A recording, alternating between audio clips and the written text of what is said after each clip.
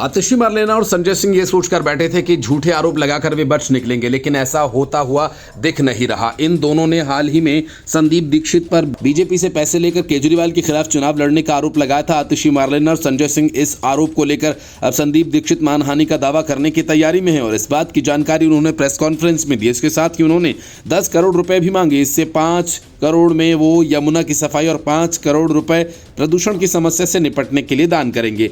इसकी वजह उन्होंने आतिशी के बयान को भी बताया, जिसमें उन्होंने कहा था कि संदीप दीक्षित ने बीजेपी से भारी रकम ली है। संदीप दीक्षित ने यह भी बताया कि मनमोहन सिंह का निधन हो जाने की वजह से वो प्रेस कॉन्फ्रेंस नहीं कर पाए, लेकिन इसके बाद अब मानहानि का मुकदमा दायर करेंगे। उन्होंने कहा कि 5-6 दिन पहले दिल्ली की सीएम आतिशी ने कहा था कि मैं बीजेपी से बड़ी रकम ले रहा हूं। पिछले 10-12 सालों से उन्होंने कांग्रेस और मुझे, मेरे परिवार को निशाना बनाया। मेरे पास पिछले 10-12 साल से आम आदमी पार्टी से पूछने के लिए कई सवाल हैं। संदीप दीक्षित ने कहा कि अरविंद केजरीवाल शीला दीक्षित सरकार के खिलाफ 360 पन्नों के सबूत लेकर घूमते थे। बीजेपी के विनय कुमार मल्होत्रा ने मुझे बताया कि अरविंद केजरीवाल के सीएम बनने के बाद बीजेपी का एक प्रतिनिधिमंडल उनसे मिला और मांगे सबूत। तब अरविंद केजरीवाल ने उन्हें 360 अखबारों की कटिंग दिखाई। वो पहले व्यक्ति हैं जो सबूत के तौर पर अखबारों की कटिंग देते हैं। जिस दिन सीएम ने कहा कि हम बीजेपी से पैसे ले रहे हैं, उसी दिन पूर्व प्रधानमंत्री मनमोहन सिंह का निधन हुआ, इसलिए हम प्रेस कॉन्फ्रेंस नहीं कर सके। उन्होंने कहा कि इस प्रेस कॉन्फ्रेंस के बाद मैं सीएम आतिशी और संजय सिंह के खिलाफ आपराधिक और दीवानी मुकदमा दायर करूंगा।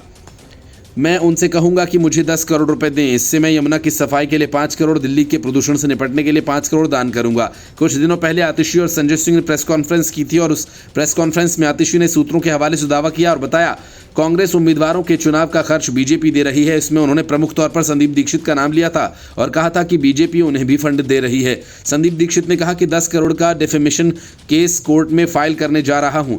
मेरी मां और मुझ पर केजरीवाल ने झूठे और बेबुनियाद आरोप लगाए, इसके लिए डिफेमेशन केस फाइल करूंगा। केस से पहले 25 दिसंबर को एलजी को लिखे पत्र में संदीप दीक्षित ने दिल्ली में अपने आवास के बाहर पंजाब सरकार के खुफिया कर्मचारियों की कथित मौजूदगी का जिक्र किया था। उन्होंने आरोप लगाया कि इन कर्मचारियों से जुड़े आधिकारिक वाहन अक्सर उनके घर के बाहर देखे जाते हैं, जो कहीं न कहीं निगरानी का संकेत है। संदीप दीक्षित ने कहा कि आम आदमी दिल्ली में विधानसभा चुनावों में उनकी पार्टी के वोट प्रतिशत में काफ़ी इजाफा होगा। उन्होंने कहा कि आम आदमी पार्टी पर कटाक्ष करते हुए कि कल्याणकारी योजनाओं के वादे भ्रामक और शिक्षा और स्वास्थ्य के बारे में उनके 80% दावे गलत हैं। दीक्षित ने आम आदमी पार्टी पर कांग्रेस के वोटों को विभाजित करके अन्य राज्यों में भाजपा की मदद करने का भी आरोप लगाया।